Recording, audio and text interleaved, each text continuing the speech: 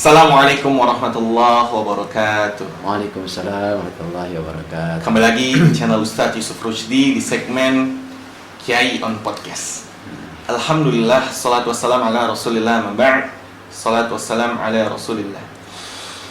Sahabat yang sama-sama bersemangat, sama-sama dicintai oleh Allah. Pada kesempatan kali ini kita bertemu kembali di segmen kesayangan, kecintaan, dan favorit kita semua, yaitu Kiai on Podcast. Kenapa kita harus mendengar atau menyaksikan Kiai on Podcast? Pertama, karena ada hal-hal yang mungkin baru dari kita, baru dari pengetahuan kita, yang bisa kita dapatkan di Kiai on Podcast ini. Tidak perlu berpanjang lebar.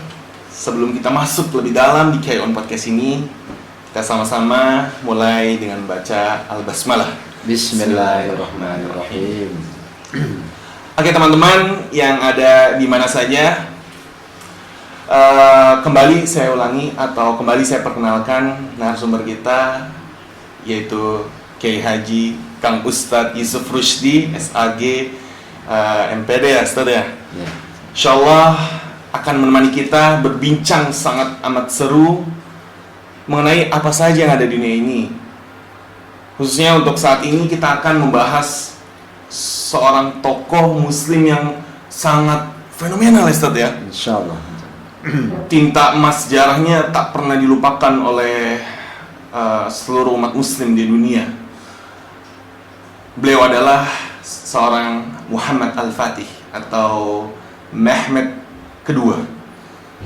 Lebih dalamnya lagi kita akan berbincang-bincang dengan Kiai Haji Kang Ustadz Yusuf Rushdi tentang historinya, tentang rahasianya, tentang apapun itu, bagaimana seorang Muhammad Al-Fatih bisa menaklukkan sebuah benteng yang maha agung, maha kokoh di belahan dunia. Dengan apa rahasianya? Langsung saja Kang Ustadz Yusuf, monggo. Bismillahirrahmanirrahim. Assalamualaikum warahmatullahi wabarakatuh. Alhamdulillah, di hari yang cerah ini kita memanjatkan puji dan syukur pada Allah Subhanahu wa taala. Kemudian kita juga bersalawat kepada Nabi kita Nabi Muhammad sallallahu alaihi wasallam yang telah menjadi qudwah serta menjadi guide yang jelas dalam kehidupan kita untuk menyelamatkan kita di dunia maupun di akhirat ya. Baik, Nopal yang mudah-mudahan senantiasa sehat untuk mengguide acara-acara ini ya, karena acara sangat penting untuk bisa menjadi pencerahan-pencerahan di dalam kehidupan gitu. Karena manusia itu kalau tidak ada tercerahkan dari segi wawasan, maka dia akan merasakan kesempitan dalam hidup ya. Nah dikatakan ma daikul hayat atau ma diakul nas in lam yakun fushatil amal ya. Betapa sempitnya manusia atau betapa sempitnya kehidupan itu kalau tidak luasnya lulusan wawasan. Salah satu menuju ke arah wawasan itu Al-Qur'anul Karim kaya dengan berbagai sejarah ya. Cuma bukan hanya sekedar sejarah ya. Tetapi apa yang harus kita ambil untuk kemajuan-kemajuan di mana kita hidup ya. Mungkin bisa dibacakan dulu oleh Nopal di surah Yusuf ya, ayat 111 ya. أعوذ بالله من الشيطان الرجيم بسم الله الرحمن الرحيم لقد كان في قصصهم عبرة لأولي الألباب ما كان حديثا يفترى ولكن تصديق الذي بين يديه ولكن تصديق الذي بين يديه وتفصيل كل شيء وهدى ورحمة وتفصيل كل شيء وهدى ورحمة لقوم يؤمنون. Artinya, sungguh pada kisah-kisah mereka itu terdapat pengajaran baik, pengajaran bagi orang yang mempunyai akal. Al-Quran itu bukanlah cerita yang dibuat-buat, tetapi membenarkan kitab-kitab yang sebelumnya, menjelaskan segala sesuatu dan sebagai petunjuk dan rahmat bagi orang-orang yang beriman. Shadaqallahul azim. Shadaqallahul azim. Subhanallah, kita sudah mendengar tentang petunjuk Allah ya, dari masalah kehidupan dari sisi cerita ya. Bahwa di Al-Quran itu memang sebagian besar adalah cerita-cerita, tetapi dikatakan itu adalah sebagai ibratan li ulil albab ya. Jadi harus diambil pelajarannya, bukan sekitar cerita pengantar tidur. Tetapi apa rahasia-rahasia di balik cerita? Ada cerita Nabi Adam, Nabi Ibrahim, Nabi Nuh, Musa, Muhammad, Nabi Musa, dan banyak sekali ceritanya. Memang hidup ini adalah cerita. Ya, karena ada pepatah Arab mengatakan innamal mar'u haditsun ba'dahu. Fakun haditsan hasanan liman wa'a.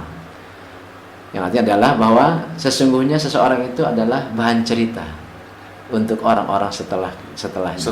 Ya.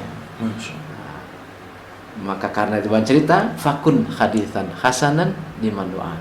Maka hendaklah Anda berusaha supaya Anda menjadi bahan cerita yang baik setelah Anda. Gitu. Ya. Nah, salah satu yang mungkin sangat bagus untuk kita kaji pada kali ini adalah tentang cerita perjuangan yang berabad-abad. Ya. Insyaallah. Ya, yaitu sampai 7 turunan, ya gitu. Istilahnya berabad-abad sampai 7 abad, kemudian barulah terkuak ya. Di mana Rasulullah sallallahu alaihi wasallam ya, di dalam salah satu hadisnya yang diriwayatkan oleh Imam Ahmad menyebutkan bahwa la tuftahanna al-Qustantiniyah. Ya. Niscaya akan terbuka, akan tertaklukkan al-Qustantiniyah. Al-Qustantiniyah. Fa amiruha ya wa ni'mal amiruha. Maka sebaik-baiknya pemimpin adalah pemimpin saat itu. Masyaallah. Wa khairul jais dzalikal jais. Dan sebaik-baiknya tentara adalah tentara pada saat itu. Masyaallah.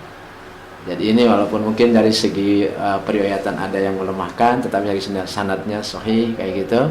Kemudian ada yang bersambung dengan kesahihan yang lain. Yang jelas kita ambil adalah bagaimana perjuangan seorang Mehmet II ya, atau Muhammad II itu sampai mendapatkan gelar Al-Fatih. Nah, kayak gitu. Masyaallah.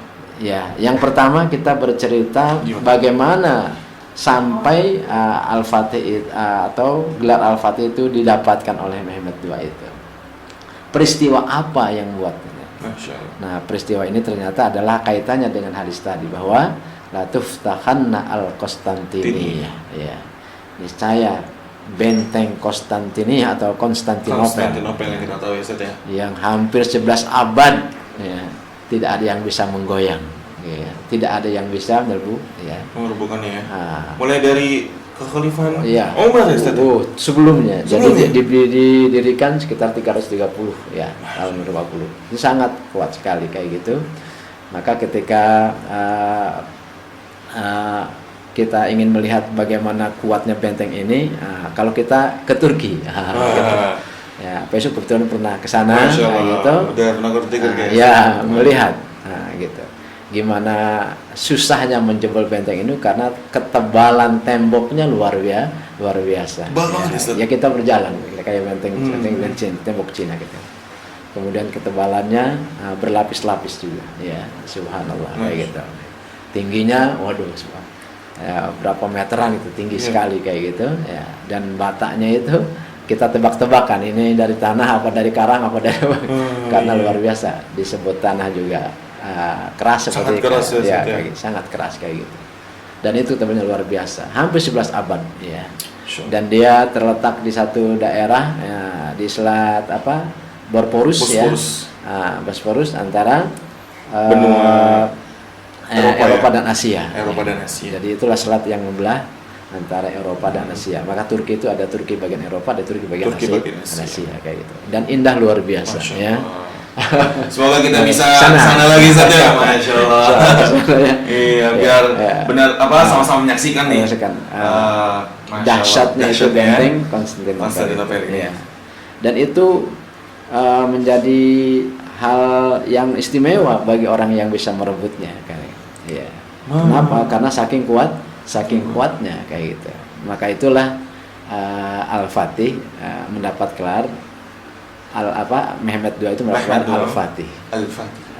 Penakluk, pembuka. Ya, penakluk dari pembebas benteng Konstantinopel itu. Ya. Dan ini hasil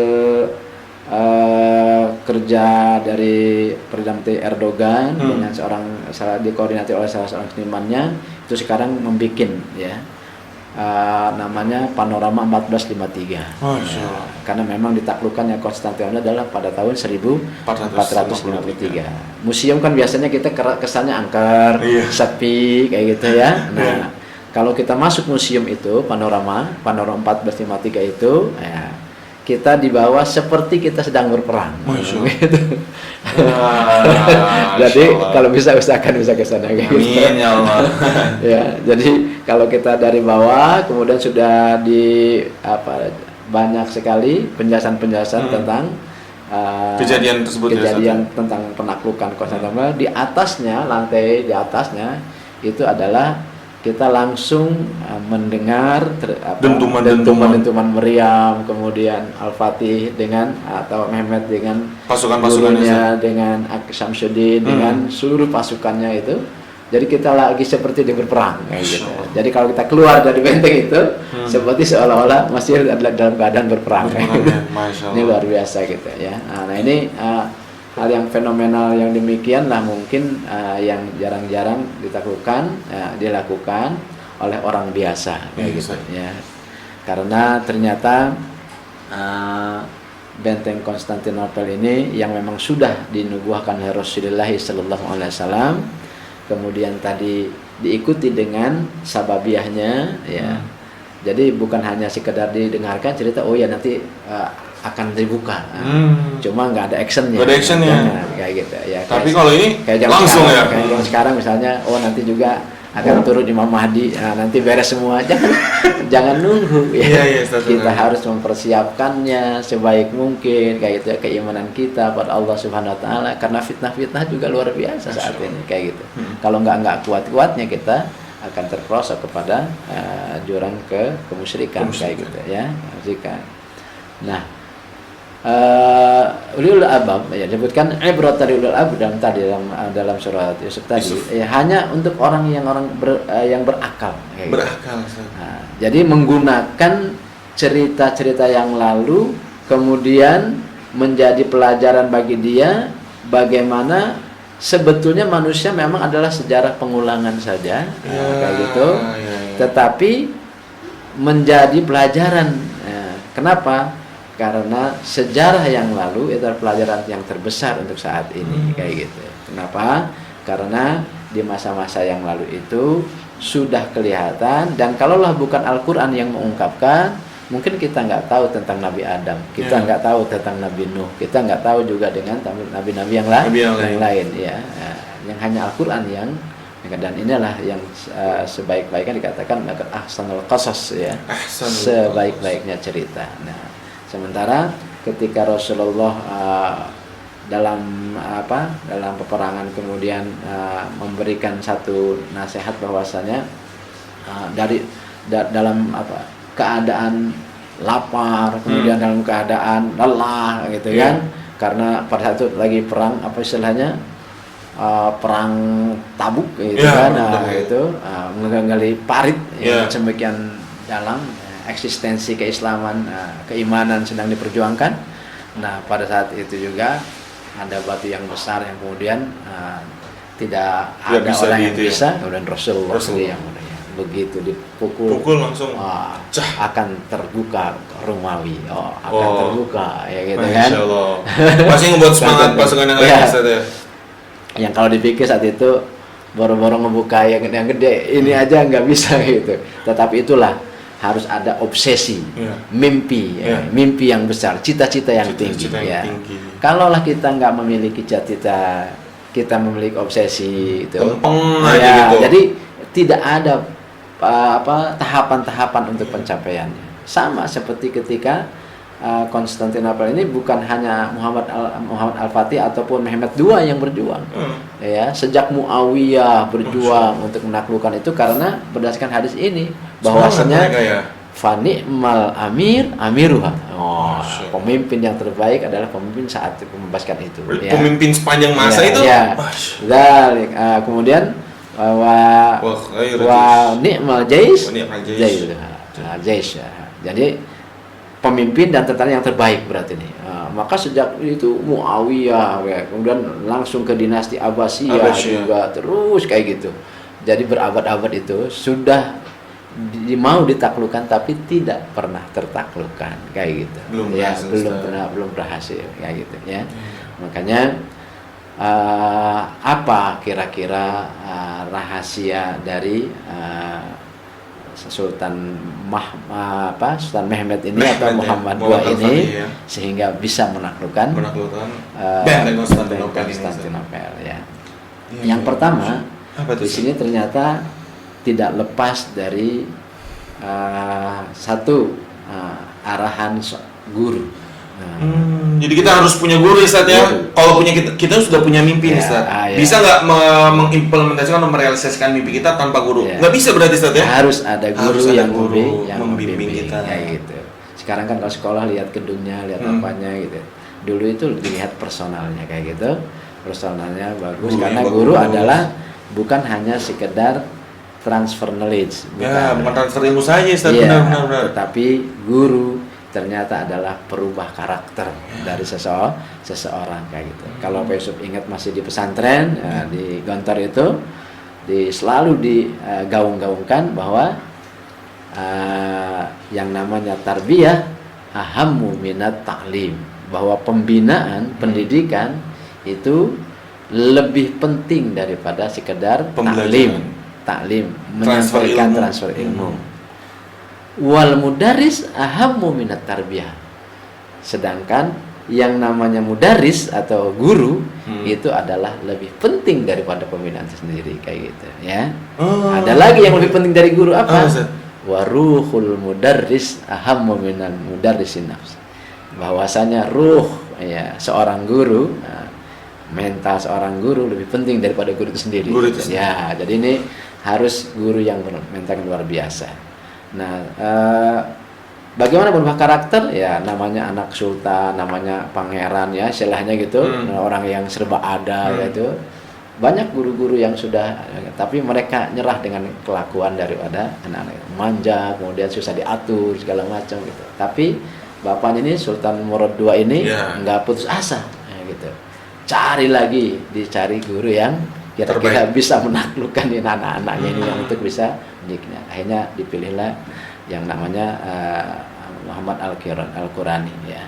Ahmad bin Qurani, Muhammad bin Ismail bin Qurani, ada dua ya, dengan Muhammad Aksyamsuddin ya, kayak gitu. Kalau Muhammad Al-Quran ini spesifik dia mulai dari Al-Qurannya, kemudian Aksyamsuddin ini lebih pada strategi, kemudian dari perang, kemudian ilmu ketabiban kayak gitu, sampai sampai mengarang Madatul Hayat ya gitu istilahnya, madah untuk masalah kehidupan fi ilmi tibbi, dalam ilmu kedokteran gitu, geografi apa itu ada Aksyamsuddin kayak gitu. Nah, apa yang membuat terobosan dua orang guru ini? Yang pertama adalah guru Al-Qurani itu ya mohon kepada Sultan, karena ini susah diatur nih anaknya, ya maklum lah.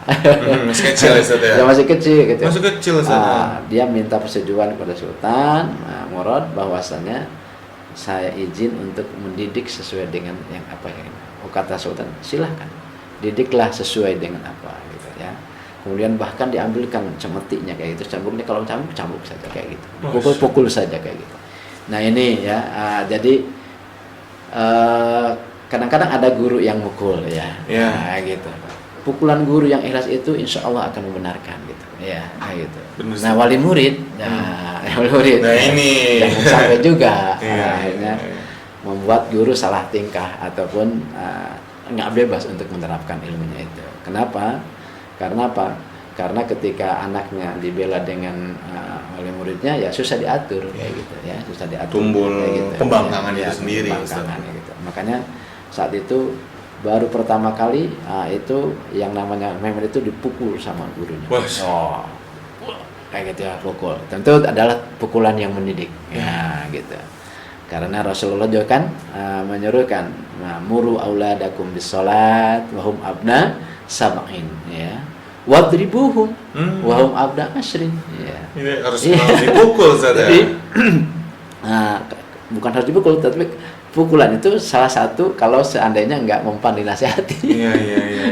Diarahkan juga nggak mempan ya saat pukulan. Nah, ya. Jadi pukulan memukul tuh ya, leha.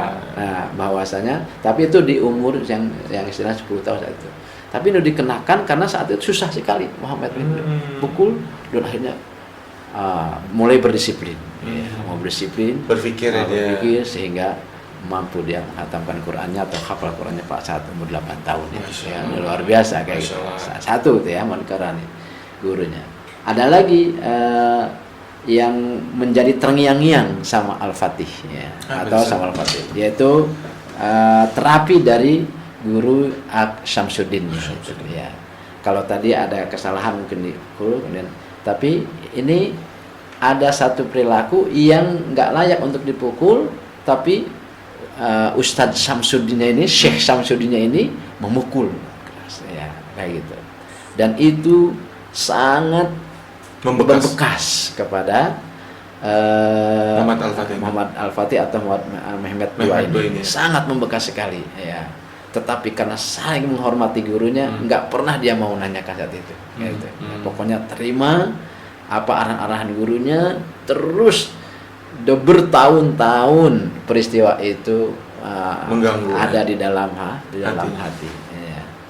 Dan baru ditanyakan setelah menaklukkan Konstantinopel. Oh gitu, Masya Allah. Berapa tahun coba, ya kan? Nah, kayak gitu. Lebih dari 10 tahun. Iya, dia misalnya udah dulu 8 tahun, ini 21 tahun kan? Nah, membebaskan Konstantinopel itu beberapa tahun memendam. Nah, jadi kan sampai sudah beres itu dia mengatakan, wahai Syekh, ini ada satu pertanyaan yang saya pendam bertahun-tahun sejak saya dididik Anda kayak gitu. Apa? Kenapa Anda memukul saya pada satu peristiwa yang menurut saya tidak ada alasan untuk dipukul kayak gitu. Nah, gitu. Kata Syekh Syamsuddin, ini pertanyaan yang memang sudah ditunggu-tunggu kayak gitu. Sahabat inilah Anda bertanya, maka saya kasih tahu rahasianya. Kenapa saya pukul? Ya kayak gitu.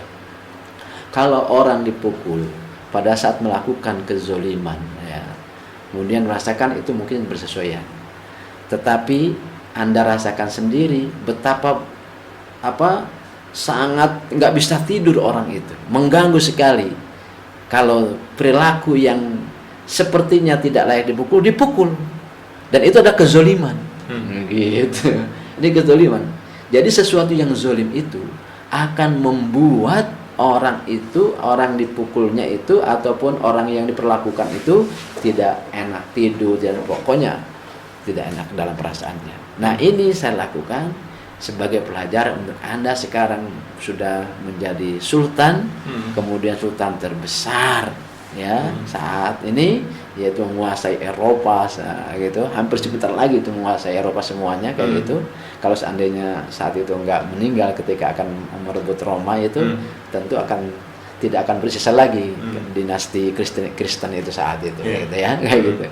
Nah, ini pelajaran untuk Anda yang penguasa ya, bahwasanya satu perilaku yang zolim itu akan membekas pada orang yang dizolimi ya, sehingga dia tidak akan bisa tidur nyenyak kayak gitu, kayak gitu. Nah, makanya kalau Anda jadi seorang pemimpin, hati-hati, jangan berbuat kezoliman. Ibrohnya di situ. Ya, karena kalau Anda sebagai pemimpin berbuat zolim, maka berapa banyak nanti yang tidak akan enak tidur dan mungkin akan berkata terus berpikiran dan lain ya, sebagainya. seperti Anda berpikiran negatif ke saya kayak gitu kan. Gitu.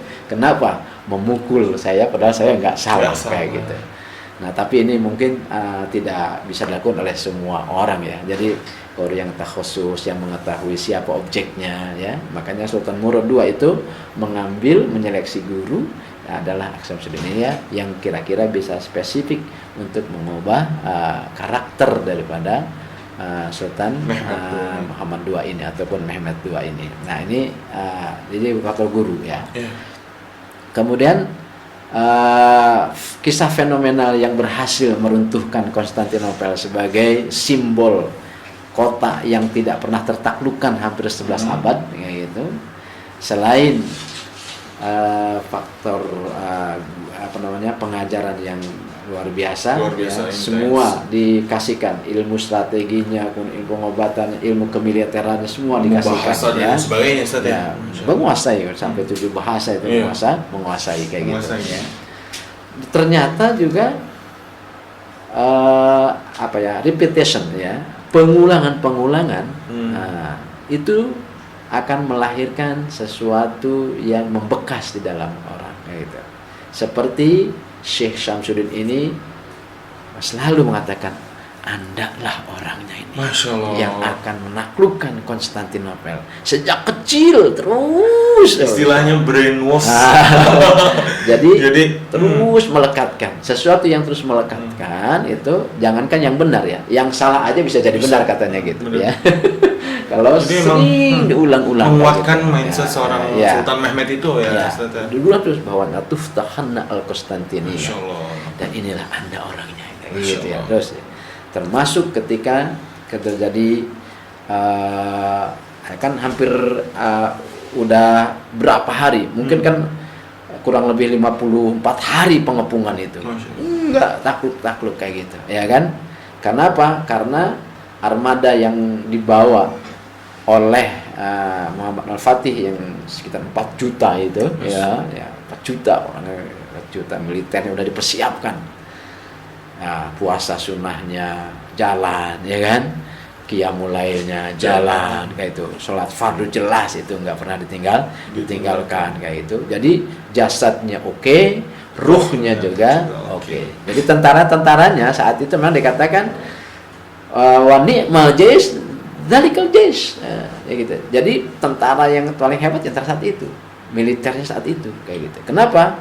Jasadnya oke, strategi perangnya oke, kemudian dipompa dengan ruh kepada Allah Subhanahu wa taala gitu.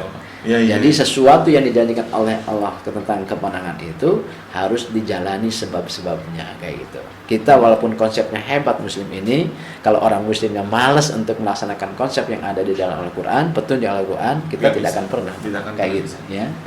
Nah, kemudian satu yang fenomenal lagi adalah dengan terus dipompakan itu, dia menghasilkan satu gagasan yang brilian.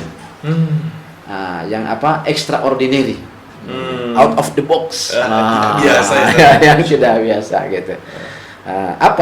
Karena sudah berhari-hari tidak takluk kayak gitu ya, mungkin sudah ratusan ribu orang korban ya, sekitar 260 ribuan orang kayak gitulah dalam sejarah itu. Mereka itu tersendat gara-gara ada itu ya, Ustaz, apa?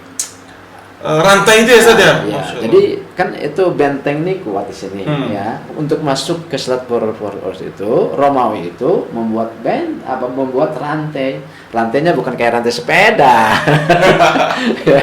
rantai untuk menghalangi kapal perang, masa bisa Jadi nggak bisa masuk gitu. Nggak bisa Armada Muhammad Al-Fatih nggak bisa masuk. nggak bisa masuk kayak gitu, nggak bisa masuk ya. Kemudian muter-muter, kemudian akhirnya minta nasihat lagi. Nah inilah ke gurunya. Sampai satu saat memang gurunya sampai nggak bisa diganggu karena suasana sangat doa seorang guru gitu. Jadi kita kalau mau bikin murid kita hebat, gurunya harus banyak berdoa, yang mendoakan ya kayak gitu. Bukan hanya sekedar ngajar, mendidik dan mendoakan ya kayak gitu. Kemudian apa gagasan yang terlintas itu? Gagasannya adalah sesuatu yang tidak masuk akal ya.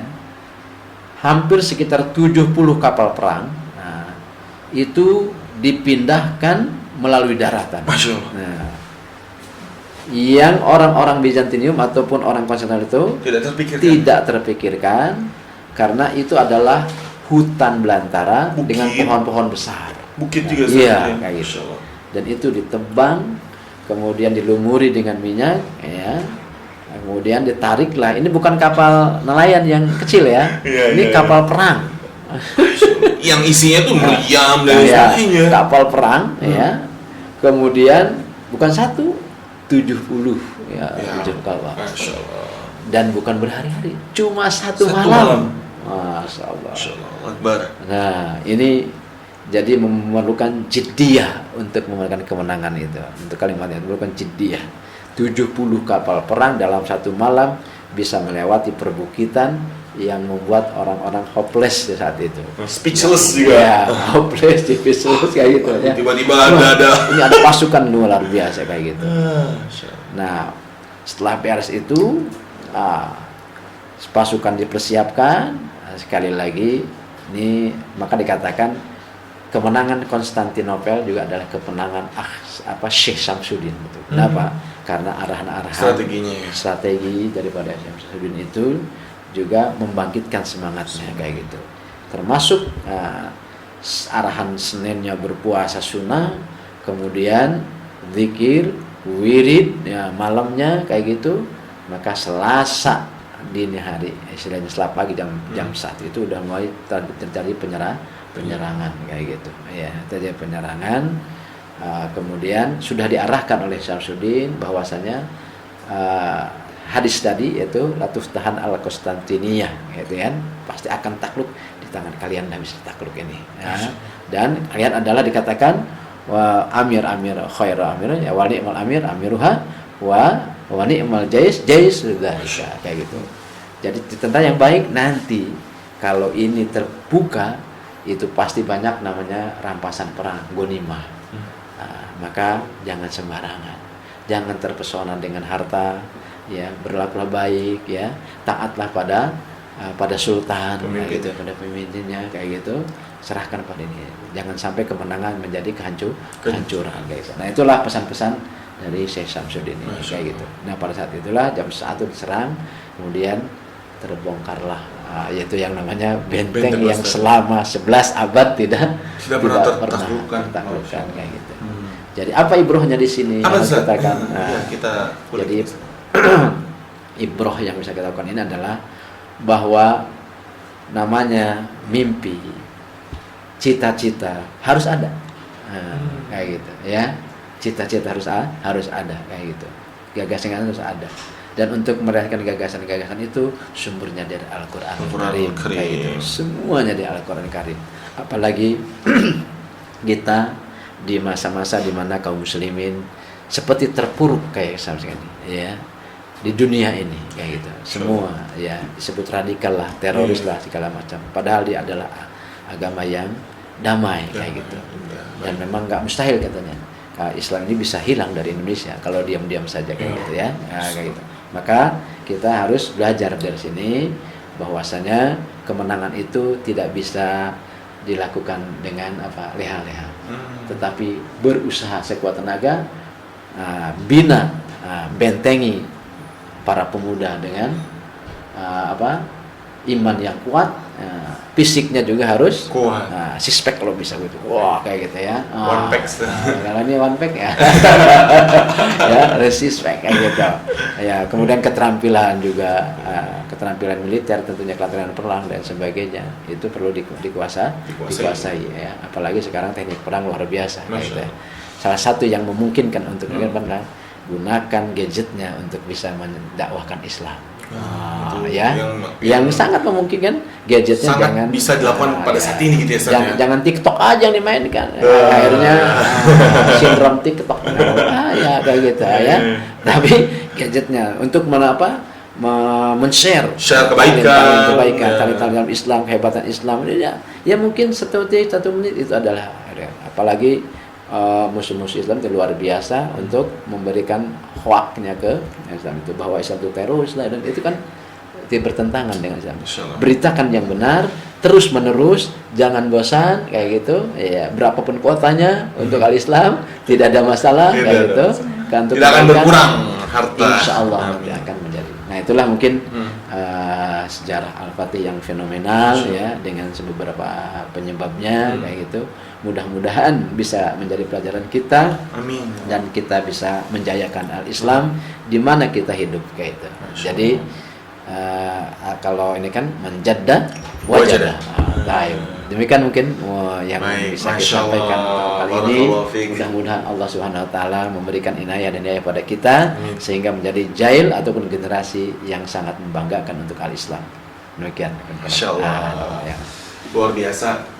Masya Allah penjelasan dari Ustadz kita Kiai Haji Ustadz Kang Ustadz Yusuf ini, Masya Allah, penjelasan yang sangat amat heroik dan bersemangat tentang seorang tokoh pahlawan Islam kita, yaitu Sultan Muhammad kedua atau Muhammad Al-Fatih. Ini juga bisa sebagai acuan kita sebagai seorang pemuda Islam yang memiliki mimpi, yang memiliki dreams, yang memiliki goals. Gimana cara merealisasikannya? Bagaimana cara mewujudkannya? Ya, seperti tadilah. Yang pertama, yang kita simak ada yang pertama, temukanlah guru Anda. Ya. Kamu ketika memiliki mimpi yang besar, cita-cita yang besar, realisasikanlah bersama guru Anda yang sangat hebat. Yang kedua adalah mindset. Jadi ketika Anda memiliki mimpi yang besar, mindset Anda juga harus besar ya. Yang ketiga adalah pengulangan, repetition, istiqomah ya. Jadi gak bisa dilakukan hanya dalam waktu 1-2 hari, 1-2 bulan. Harus dilakukan sepanjang hidup kita.